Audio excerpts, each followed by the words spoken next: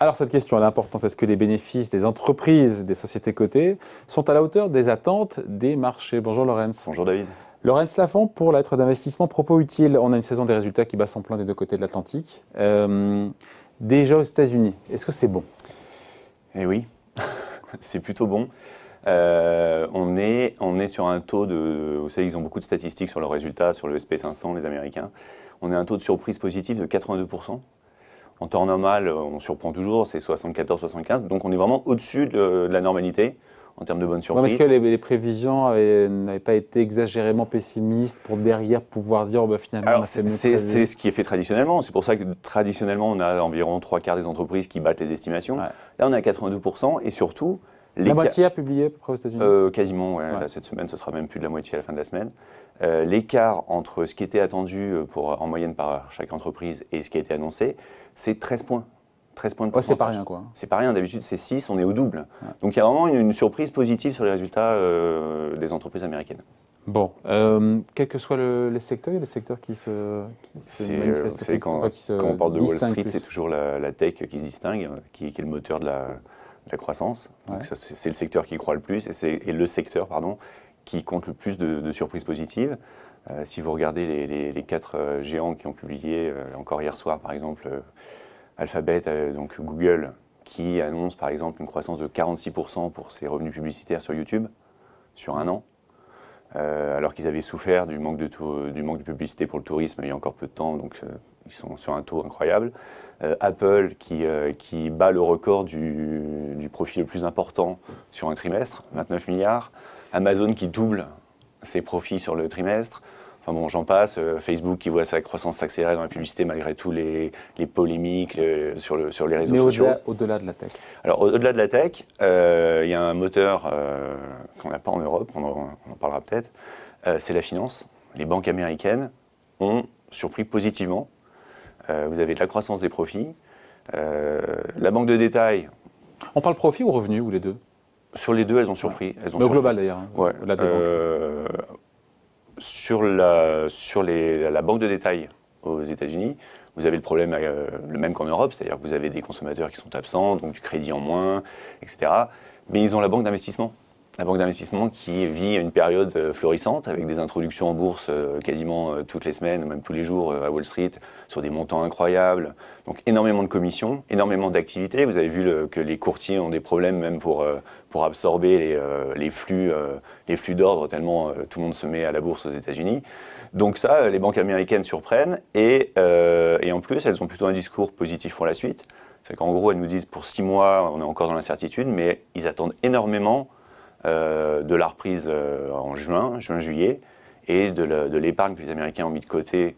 Vous savez que normalement, l'Américain n'épargne pas. Et là, il est bien contraint, il ne peut pas dépenser, et il touche des chèques de l'État. Donc il a de l'argent. Et donc ça, normalement, ils s'attendent à ce que les Américains dépensent énormément lorsque le retour à la normale se fera. Donc au global, les sociétés américaines, on dit quoi? On se dit que la performance est solide sur le 4e trimestre? Bah oui. On s'attendait à du négatif en plus, non? C'est ça, c'est qu'on est passé il y a un mois, donc au 1er janvier, on attendait moins 10%. Et au final, on sera un peu positif. On va être légèrement positif, ouais. Ils vont y arriver.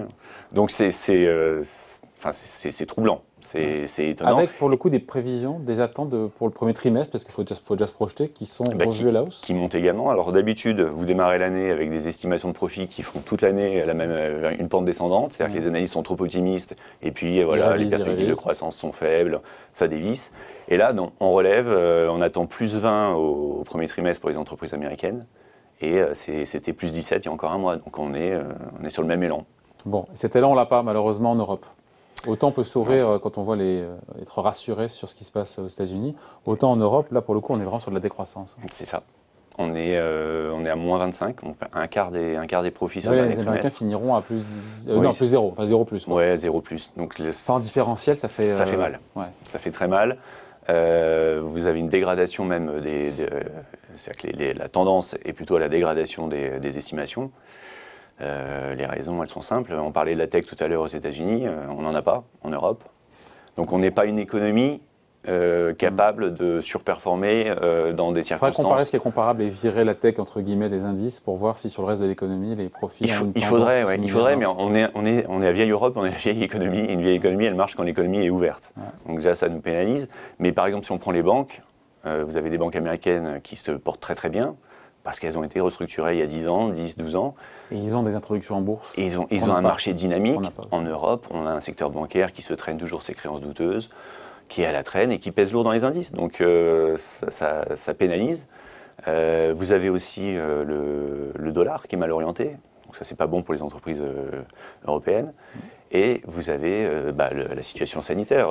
Je regardais d'ailleurs hier les cas aux États-Unis. On est sur une vraie descente du nombre de cas de Covid aux États-Unis. Alors que nous, on est encore empêtrés dans des confinements. On discute encore du confinement en France. On ne s'en sort pas. Alors qu'on devrait être l'économie qui recherche Et même pour le coup, sur les perspectives, j'imagine qu'en zone euro, en Europe, elles sont moindres pour ce début d'année. Alors, pour le premier trimestre, on attendait 45% de hausse des profits. Et ça se dégrade de jour en jour. On sera je sais pas, à 25 peut-être, c'est ce qui est bien affiché, mais par rapport aux attentes et par rapport à ce que les entreprises ont subi l'année dernière, c'est pas génial. Voilà, donc deux ambiances très différentes entre les États-Unis et l'Europe, mais qui est aussi la conséquence, pour partir au-delà de la tech, d'un différentiel de croissance. On a eu en 2020 moins 3,5 de décroissance aux États-Unis et un moins 7 et quelques, je crois. C'est ça. En Europe, en zone euro. Bien sûr, bien sûr. Il y a 3 zones, Asie, États-Unis, Europe, on est à la traîne. Maintenant, une petite dose d'espoir, pour finir, on a une plus grande sensibilité à un retour à la normale.